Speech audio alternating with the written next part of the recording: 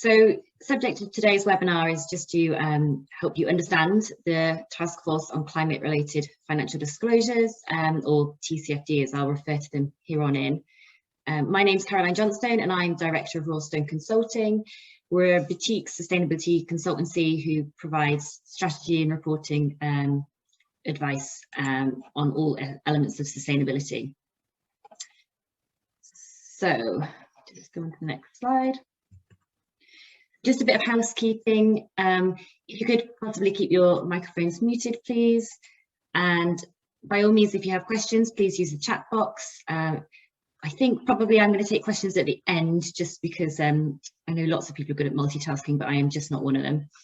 But please ask questions at any point, and I will go through those at the end.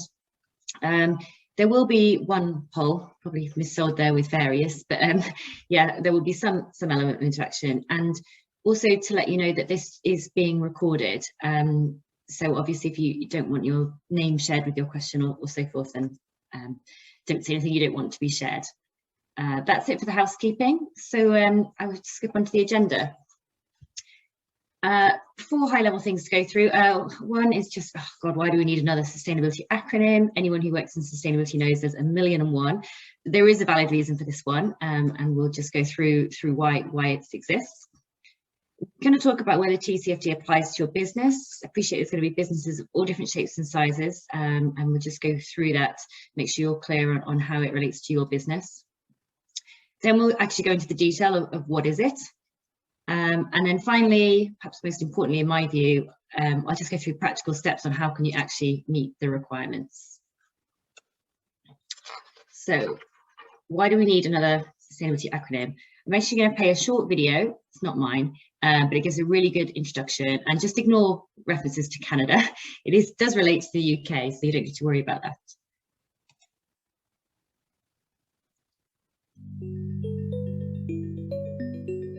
People sometimes refer to the business climate, but it's time to talk about the business of climate. Because there is no doubt that we are already experiencing dramatic cost implications resulting from extreme weather events. And they are unquestionably on the rise, both in frequency and severity. Recognizing this challenge, 197 nations forged the 2015 Paris Agreement to combat global climate change. Their goal? Limit global temperature rise to no more than 2 degrees Celsius above pre-industrial levels. How does the 2 degrees threshold translate in terms of greenhouse gas emissions? Consider this analogy. Imagine a bathtub is filling with water. The fill line represents the 2 degrees threshold. The water represents global cumulative greenhouse gas emissions since the industrial age. Today, this bathtub is about 3/4 full. At our current rate of global greenhouse gas emissions, we only have 18 years remaining before the bathtub overflows. Unpriced climate risks in the capital markets could cause global financial stability concerns. However, in order to make the transition to a low-carbon economy envisioned by the Paris Agreement, public and private sectors must contribute substantial funds. In his capacity as chair of the Financial Stability Board, Mark Carney calls climate change the tragedy of the horizon. In response, he established the Task Force on Climate-Related Financial Disclosures with a goal of supporting efficient capital allocation in the transition to a low-carbon economy. Led by Michael Bloomberg, the TCFD has developed voluntary recommendations on climate-related information that companies should disclose in mainstream financial filings. The recommendations are designed by the market for the market in order to help investors, lenders, and others make sound financial decisions in a changing world. Aside from the bigger picture, why does climate-related financial disclosure matter right now? One of our businesses is property casualty insurance, and there's no doubt in our minds that we are seeing an impact from climate change. The biggest opportunity in implementing the TCFD recommendations is really to start the dialogue internally within your organization in terms of what impact does climate change have on the risk profile of our business. By adopting TCFD recommendations, companies in every sector are providing decision-useful information. Really at the heart, they ensure better disclosure, more transparency And as a large institutional investor, it's critical that we have a good lens on environmental issues that can impact investments both now in the short term and in the longer term. These recommendations go a long way to make all of our investment decisions more robust and more transparent. It is absolutely crucial for companies to begin integrating climate risk into their reporting and disclosure processes.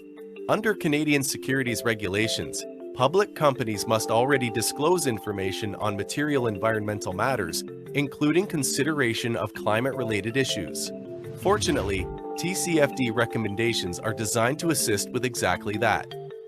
Rather than reinventing the wheel, they build upon existing disclosure practices to avoid additional reporting burden on companies.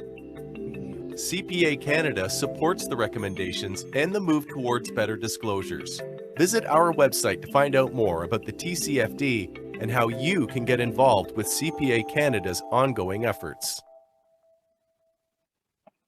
And they're not charging me commission for that. I think, in short, what we need to take away is that TCFD has been developed for business. It's about business. It's about climate change impacting on business costs in the future, and therefore making businesses think today about, if these costs are coming down the line, what steps do we need to take now to mitigate and prevent that happening?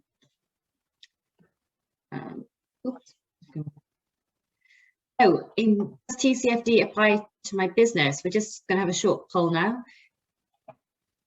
So it was just an intro question. Could you all answer, do you think TCFD applies to your business? Yes, no, or no idea?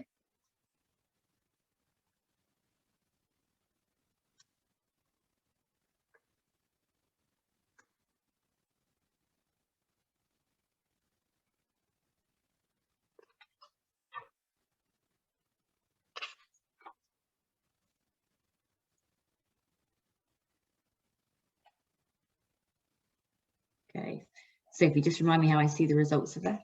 Ah, popped up. Great. Okay. Wow. So 60% think it does, 10% say no, and 30% say no idea. Okay, well, that's interesting because actually, we'll come on to the detail in a minute, but very few companies legally or regulatory rather have to comply today, but certainly that is rapidly changing. So actually TCFD is voluntary, as I just said. There are no legal requirements to report in line with it in the UK currently. However, the government has announced its intention to make disclosures mandatory by 2025. And this image to the left is the government roadmap, which was published in, I think it was October or November last year. And it sets out quite clearly that while the aspiration is for companies to be reporting by 2025, that is front loaded. And on the highlighted item, you can see that actually 2022, they're suggesting that all UK registered companies will have to comply. So whilst that's not now, it's next year, unfortunately to comply is not something you can just earmark 2 weeks and deliver on. It does take a degree of time and effort to get to that point. Also to note is that premium listed companies on the London Stock Exchange are now already required to comply to maintain their status of listing on the stock exchange. They have to report on a comply or explain basis as of January this year. So although the regulations aren't affecting us all yet, it's certainly something that is likely to come your way if it hasn't already. Also to note that with the premium listed companies, so these are all the really big companies that have to comply with TCFD, they are likely going to be asking for more data and information from smaller companies in their supply chain to help them with their TCFD requirements. So you may feel the effect of TCFD before you even start looking at it, because you're getting more data requests and more information requests from your upstream customers. Okay, so sorry, it's not hitting screen. What is TCFD? Well, it's just a series of recommendations, really, around reporting on climate, the financial impact of climate change. The idea is that it gets reported in your mainstream financial reports, because it's seeing climate change not as a separate sustainability issue, but as a purely financial one. the whole premise of the TCFD is that it's a financial issue. Ideally, it'll be reported in your annual report. I think some companies are doing smaller versions in their annual report and separate extracts elsewhere. But the investor is the audience, and the annual report is certainly the recommended forum for it. The document, if you haven't already read it, I think these slides will be shared as linked to from here. This little document here, is the crux of the TCFD recommendations, and it gives you all the detail that you need to know. There are general recommendations for all sectors, and there are some more specific ones for certain sectors, which are largely sort of financial sectors or high emitting sectors. And of the recommendations, there is one key page really, which is this one. This, in a nutshell, says what TCFD is and what you have to do. Basically, there are the 4 key themes: the governance, strategy, risk management, and metrics. And addressing these 4, and each of those has a number of recommended disclosures that sit beneath that are a bit more specific. The governance piece is quite simple. It's just who is involved, and in short, it wants the most senior people in the company to be involved. So it's about having the board involved, it's about having senior management involved. The strategy piece is what are you actually doing? So what are your risks in the short, medium and long term? What are you doing to respond to those risks, and how do those risks affect your bottom line? The risk management piece is actually more about the process of risk management and how you go about coming up with those risks that you've referred to in your strategy. Who's involved in that process, and how you manage that process and make sure it's effective. And then the last section is about metrics and targets. So in theory, obviously, once you've done a risk assessment and you've got your risk, you have targets to address those risks, and you'll measure data to monitor your performance. I'm not going to go into the specifics of each of the disclosures at this point, because this is very much an introduction, but in the practical section, we'll be going through how they're kind of implemented on the ground.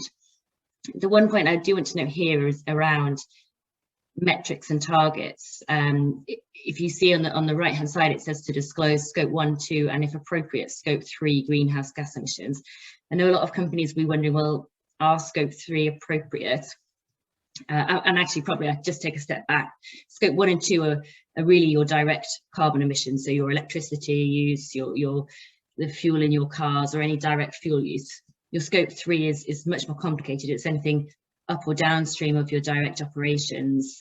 So the carbon that goes into the materials that you buy, the carbon that might be used from your product in use, and as well as a whole host of other scope 3 type emissions. In general terms, we tend to work on this. If scope 3 emissions account for 40% of your footprint, then it would be significant. That's what the Science Based Target Initiative, which is another acronym and a SBTI and well-regarded standard, refers to. So if you're not sure whether you need to do your scope 3, then think about whether you think it will be more than 40% of your footprint, and certainly look at it from if it is. Okay, so I think the important bit, the practical steps to meeting the requirements. In short, your company needs to conduct a comprehensive climate change risk and opportunity assessment and respond with risk mitigation measures. It is not that far off probably what you've already been doing if you're of a size to have already looked at climate change issues. It's nothing to be scared about. It looks quite challenging and it has a lot of requirements, but if you can just do a really good risk assessment and opportunity and respond appropriately, and then communicate that back in your annual report, you are most of the way there to meeting those standards. And I'm just going to break that down to a bit more detail for you. So how do you actually do that? So the very first step I would recommend if you're starting on your TCFD journey is that you need to look at your climate change related data. If you want to work out what the risks to your business are, you have to have a feel for the scale and magnitude of your climate change related matter.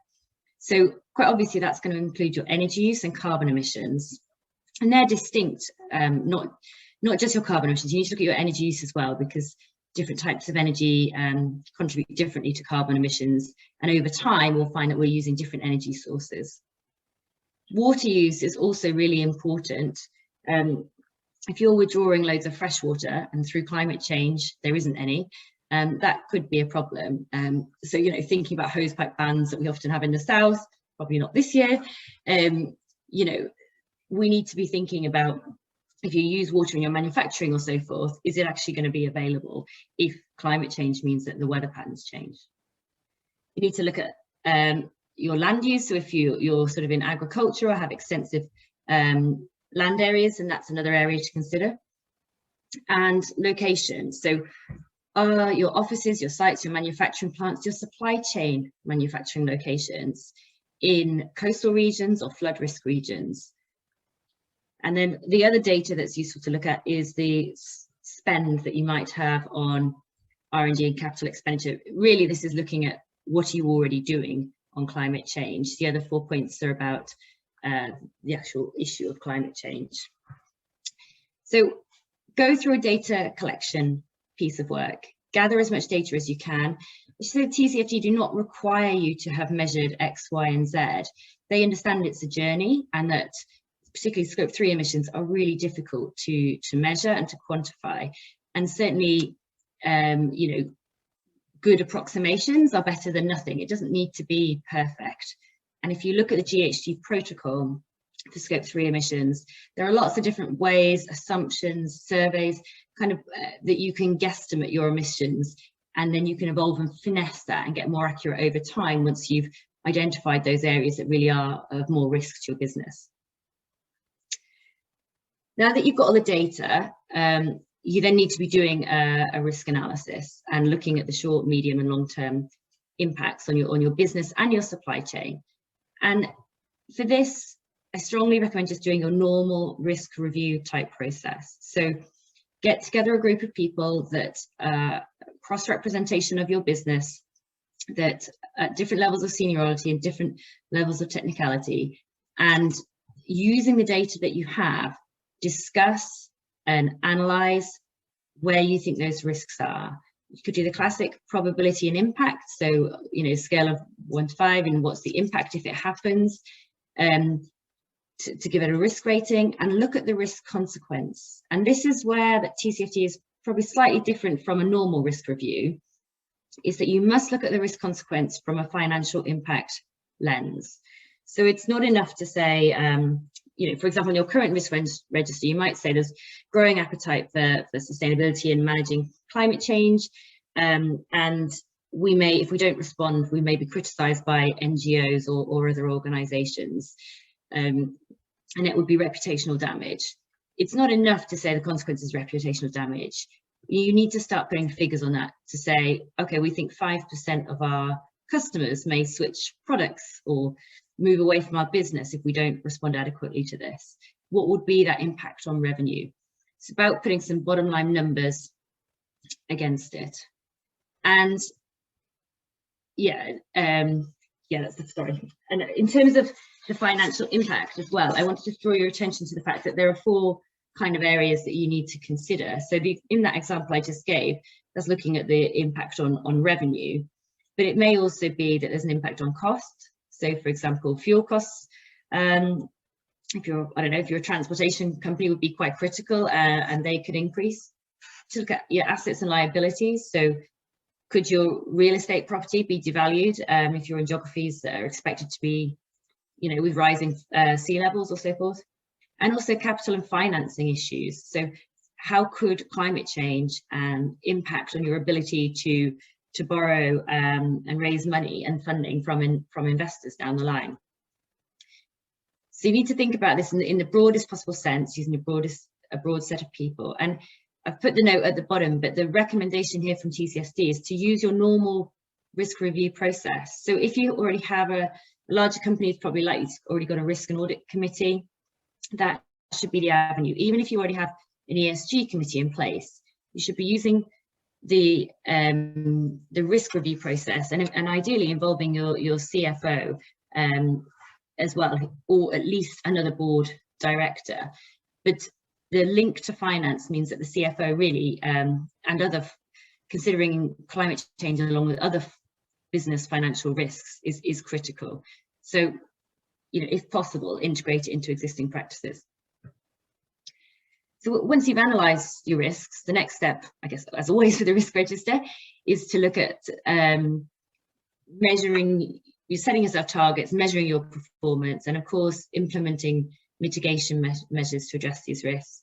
Chances are, if you've got significant operational climate change risks, you're already doing a lot of these. This may just expand your horizons in terms of your value chain impacts, and also the long-term impacts and perhaps the timescales you're considering doing these in. And then, of course, the last step is to publicly report on the outcome. So all of this analysis needs to be documented, and it needs to be included in your annual report and website so that investors can read it and understand it. And I'm just going to go into a little bit more detail now on what are climate change risks. I know I've discussed a couple of examples there, but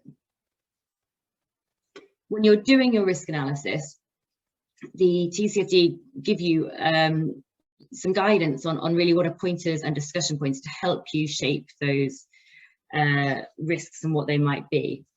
So in terms of the context, you need to think about both your business and your supply chain, particularly if you're heavily dependent on certain large suppliers that are very significant to your business, or if they're in high carbon impact areas.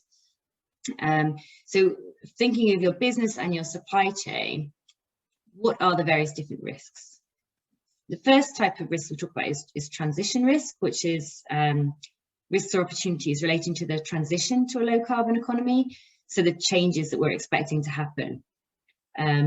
So policy and legal risks are likely to be things like, what is the government doing about climate change, and the taxes that they could introduce, either in this country or in other countries where you're reliant on materials, for example, and how might they affect your business?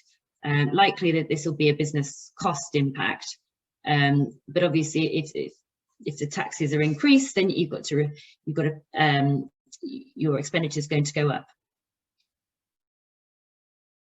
Technology risk is really about the technology you're using, and for example, if your product is designed to run on a carbon intensive fuel, you may lose revenue as low carbon technology comes into the market if you haven't designed a product that can cater for that. Market risk is sort of shifts in supply and demand. So an example for that might be that the demand for meat may decrease and vegan products may increase, as we know that is a significant contributor to climate change. And reputation risk is sort of the example we talked about before with the community perceptions of the organisation.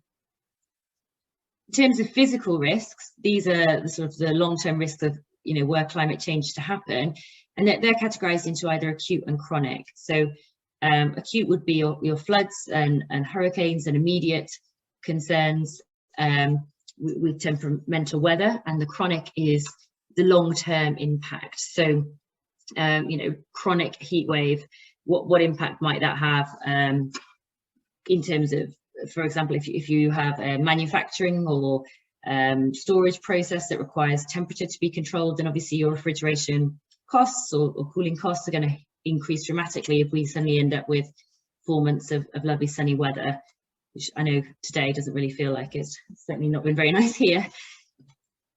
And then the opportunities, these are really important as well. So obviously tackling climate change should be an opportunity for you to explore resource efficiency. Reducing your energy use and water will obviously reduce your costs. The energy source they talk about, which is really your shift to renewables. I'm not sure this is an opportunity so much as a real quick win if you're trying to tackle climate change. Pretty much any company we're working with to look at their carbon footprint, the first and easiest thing to look at is moving their electricity tariffs to renewable sources. In this day and age in the UK, the cost difference is minimal, and so certainly something that should be explored. There's an opportunity around your products and services. Obviously, low emitting products can create a market opportunity. and similarly sort of new markets are forming. So an example would be financial institutions are obviously currently rapidly expanding into kind of the green bonds and green financing initiatives. The final opportunity that TCFD notes is around resilience, but to be honest, that's just a catch-all for all of the above. You know, you tackle all of the above and then you are a resilient business. So in your workshops, when you're doing your risk assessment, I would use these as prompts, as discussion points for you to talk around to make sure you've covered everything off. And I would also give you all a tip to, if you're not participating in CDP currently, log in, set up an account with CDP Climate Change, and then you can view companies' submissions. And in CDP, there are extensive questions on risk and opportunity assessment. So log in, search for your competitors, search for big companies that are operating in your sector, and read about the risks that they have identified for their business. And that may help you formulate some views, high-level views on what your risks and opportunities to your business are. Now, we've been talking about sort of risk in the general sense. There is a specific requirement in TCFD on scenario analysis. And this is really about how you look at the long-term risks of facing your business. They're sort of hypothetical scenarios where you look at a long period of time, like what really might happen in climate change. And there's the IEA and the IPCC have documented a few different scenarios you can use. Depending on where you're at in your journey, I wouldn't recommend straight away, certainly not, going down the quantitative route. So the TCFD acknowledge that this is a journey. To do a quantitative, so numbers-based analysis, scenario analysis, is very, very challenging. There are quite a lot of models out there. You need all the data we talked about earlier, but you also need to have the model data and knowledge of how to use the models. And it is quite all-encompassing. Certainly as a first step, particularly if climate change is not a big risk for your business, I would be looking at doing a qualitative analysis where you look at the various scenarios, or pick 3 or 4 scenarios and talk about what that might look like. The ultimate purpose of this is for you to better understand your risks and opportunities. So if you look at 2 or 3 scenarios, and each scenario you realize that your market will have shifted, your customer base will have shifted, and that should reinforce a message that you need to think about developing new product lines, for example. So it's not about having a hard and fast, this is going to happen. It's about having a general scenario to give you a feel for what might be the issues. I should say as well, of the 11 specific TCFD requirements that there are, you can meet 10 of them by doing the steps that we talked about and not doing the scenario analysis. So, and I think given it is this sort of journey, that's certainly my recommendation on what most companies should be focusing on. I guess finally, just sort of a last point to note on a couple of things that, TCFD is an annual evolving journey. As you saw earlier, most companies are only starting to report this year. I think it's been around since 2017, but still only a relatively small number of companies are complying with it. There is a link here for a website which has some good examples of TCFD reports that you can look at.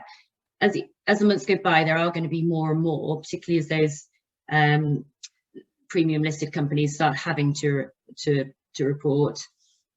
And I guess finally, if you are going to go down the TCFD compliant route, one thing I would recommend is becoming a TCFD supporter. It's a really quick win if you're looking for some sustainability badges and accolades that I know some companies like. It's minimal requirement. It just says that you're embarking on that journey, that you're committed to going down the TCFD route.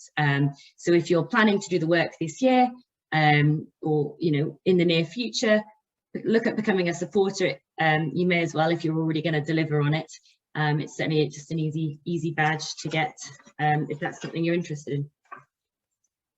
And that's kind of it from my high-level overview. I appreciate there's probably lots of people here with different levels of expertise, so I hope that's pitched it right. I'm just going to have a quick look through the questions, if you just bear with me a minute. Okay, yeah, good question. So somebody's asked, how does this fit with SECR and ESOS? So ESOS is a sort of in-depth analysis of the energy consumption in your operations that's conducted. I think it's every 3 years you have to review and conduct that. It is limited to your operations and not your supply chain, and it hasn't got a financial focus. It's about energy efficiency, really. So the work that you're doing on ESOS, I think you will be referencing in your mitigation measures. So once in your report, it's the sort of mitigation piece, the solution, but it doesn't really address the risk analysis and the why, which is what TCFD is all about. I suppose one other thing to say is that you may also find that going through this TCFD analysis, because it's all about numbers and the financial impact, that perhaps some things that were identified at ESOS as that perhaps had too high upfront costs to justify, well, you may find actually once you've done this scenario analysis that actually the costs suddenly justify themselves because you've got an extra level of detail that you hadn't considered before. Similarly with streamlined energy and carbon reporting, that will help anyone who's involved in that. You've already got a lot of data, and again, you're talking about your energy reduction initiatives. So that helps with the data piece, but that's sort of at the end of the process. TCFD is about the risk analysis and the why you need to be doing something in the first place. GRI, yeah, GRI is complementary. GRI, I guess it's sort of, again, it's just going to another level of detail to GRI. So GRI is, covers all sorts of sustainability topics, not just climate change. Certainly anything that you do for TCFD will sit nicely in the management piece of GRI. You have to discuss about how you manage your processes in relation to topics. That would all feed into that. It's unlikely, if you're compliant with GRI, that it will help you, particularly for TCFD, unless you did your risk review already with that financial lens. A TCFD risk review is fundamentally different from a normal climate change risk review because it's always talking about money and the money of your business. It's not a nice to do. It's not what happens to the world. It's not feel good. It's just about numbers. Sorry, just bear with me while I read these questions.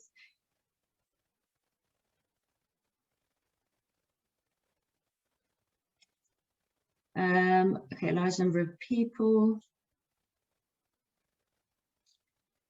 I mean, it's a good question about movements of people. That certainly could well be a consequence of climate change. I think most of the modelling that I've seen is much more, probably hasn't gone into that detail. It's more about the acute and chronic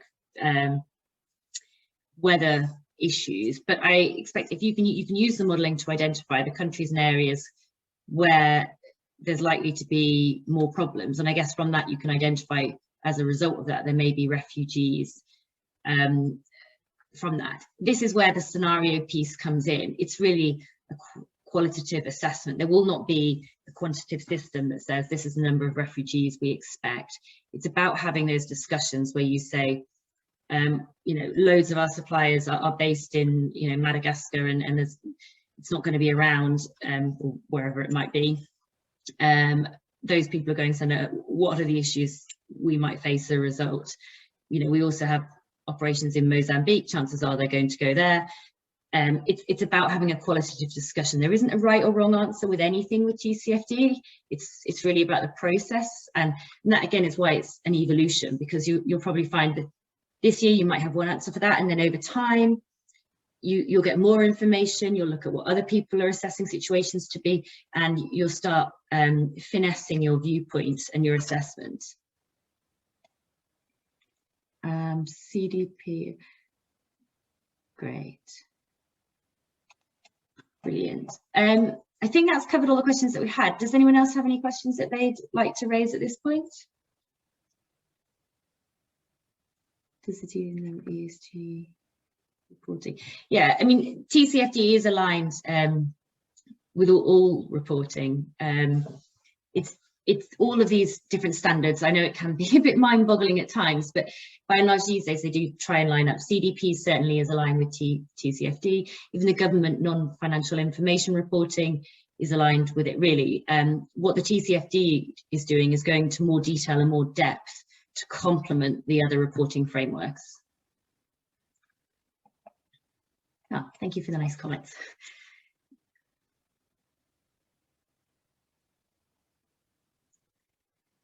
Should SMEs start? So in truth, I mean, the government said from next year, all UK registered companies, of which any SME who's set up as a limited will be in scope. They haven't yet. My advice would be work on your data, look at your scope 3 emissions, get the ball rolling on measuring those, because that is what takes the time.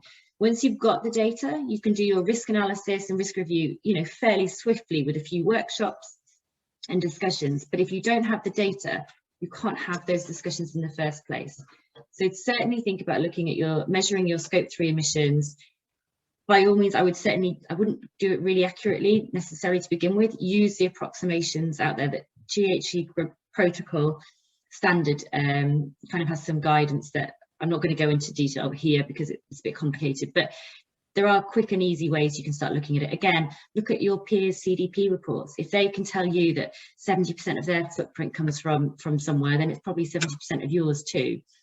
So start thinking about that so that when TCFD does come down your way, you're in a position to do it. But certainly wouldn't worry about doing a risk assessment until you've got that in place. Sorry, just reading the next question. I'm peering closely.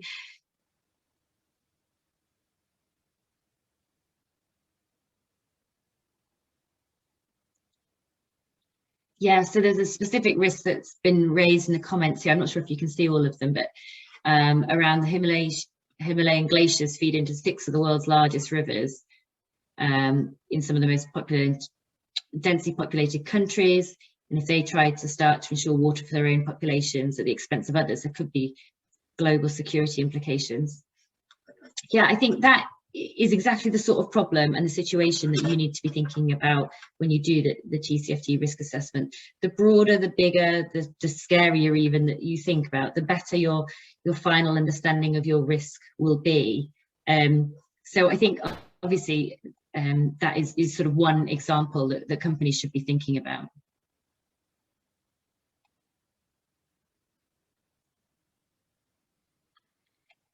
So qualitative approach to analysis, do we have to put down some figures?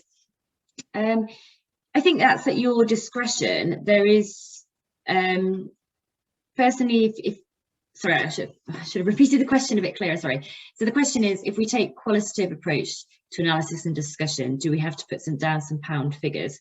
I don't think so. I think you can give indicative figures. The purpose of this is for you to understand your risk and your investors to understand your risk. And I should be clear that you can't fail TCFD. It's a comply or explain basis. So if you aren't able to present numbers, you just say that and you're compliant. So from a compliance perspective, I wouldn't worry about it. I think you have to think about it in terms of who your audience is and what are you trying to achieve. If you've got big investors who have got serious concerns because you are in a high carbon intensive business, I really would try to get some numbers if you can. If not, then at least talk, just do some sort of generalizations on relativity so that they can recognize how important it is to your business. I mean, again, just going back to the whole purpose of TCFD, the idea is if you as a business know it's going to cost your business however many millions of pounds in years' time if climate change happens, in various scenarios or whatever, then you'd be prepared to spend some money now on mitigating it. And that's what it's all about. So having some numbers will help you get to that figure of deciding what you need to invest in today. Can you, as a limited company, run more TCFD? So as a limited company, TCFD, according to the roadmap, will become compulsory from 2022. However, the government hasn't regulated it yet. So it's in their roadmap, but it's not law. And they've slipped on the 2021 in terms of none of the 2021 goals are in law as yet. Obviously, we're only halfway through the year. But yeah, coming up, what they have publicly committed to is by 2025, all kind of entities. And is fully scope 3 disclosure required, which for exhaustive intensive. So to be clear, that the TCFD does not say you have to report your Scope 3 emissions. The reason I've been advocating for measuring them, even on a rudimentary basis, you know, a ballpark figure, is because that frames the conversations around your risks. I think if you work for a construction company and you haven't got some approximations on that, then it sort of will discredit your risk evaluation, because you haven't actually probably understood or assessed your biggest risk area, which is in your construction process. I guess what I would say for construction companies, if you're looking to measure your Scope 3 emissions, there is this thing called, well, I don't want to distribute details, but for construction specifically, there's a thing called the ICE database, which is gives you data figures to convert building materials into carbon. So it's a general figure, so all bricks would be the same. So you tot up how many bricks you buy, times it by the figure in the ICE database, and that will give you a conversion factor. Whether you get them from I've forgotten the names, you know, Celcon, you get your blocks from, or wherever, it's not giving you that granularity. So one supplier is better than another, but it will give you ballpark. We know if you buy 1 million bricks, times it by that figure, that is your emissions. So I would certainly start looking at the ICE database to get a feel for doing your Scope 3 emissions. And like I say, if you look at the GHG protocol Scope 3 calculation processes, I know it's quite a lengthy document, but there are lots of different ways. You don't need to be getting your BIM diagram and calculating it for each individual product. You can do some really high level approximations, just based, you can even do it based on spend. There are conversion factors which take what you spend in each category, times it by the factor, and it gives you an indication of your emissions that is good enough for this purpose for the start of your journey. Oops, sorry, I've just managed to move the clicker. Companies usually, sorry. Do we have to report separately from? Oh, there's a question there about working construction, and my company is usually covered in sustainability reports by the mother company in Sweden. Do we have to report separately from 2022? Because the law hasn't been brought in, it's very tricky to say. There's absolutely no detail on it yet. It's a roadmap for implementation. I would only be guessing, but I think in truth, you'd probably be better off reporting at your group level. That, again, from an investor perspective, that's going to add the most value. And if you're going to do the exercise in the first place, certainly from a group level would be more useful, because that's, you know, investors buy shares at the group level. ICE database. Oh, Sophie. Oh, you're on it, Sophie. Well done. Brilliant. And Sophie, I'm guessing there's also some links as well, I should say, at the end of the presentation on another slide from the Supply Chain Sustainability School as well that may be of use. Any other questions? No? Well, in that case, thank you all for attending. Say we're from Royalstone Consulting. If you have any other questions, you can always just ping me an email. Go onto the website and you'll find an email address at the bottom of the page or on the contact us, and I'd be very happy to help. Yeah, great, thank you. Bye.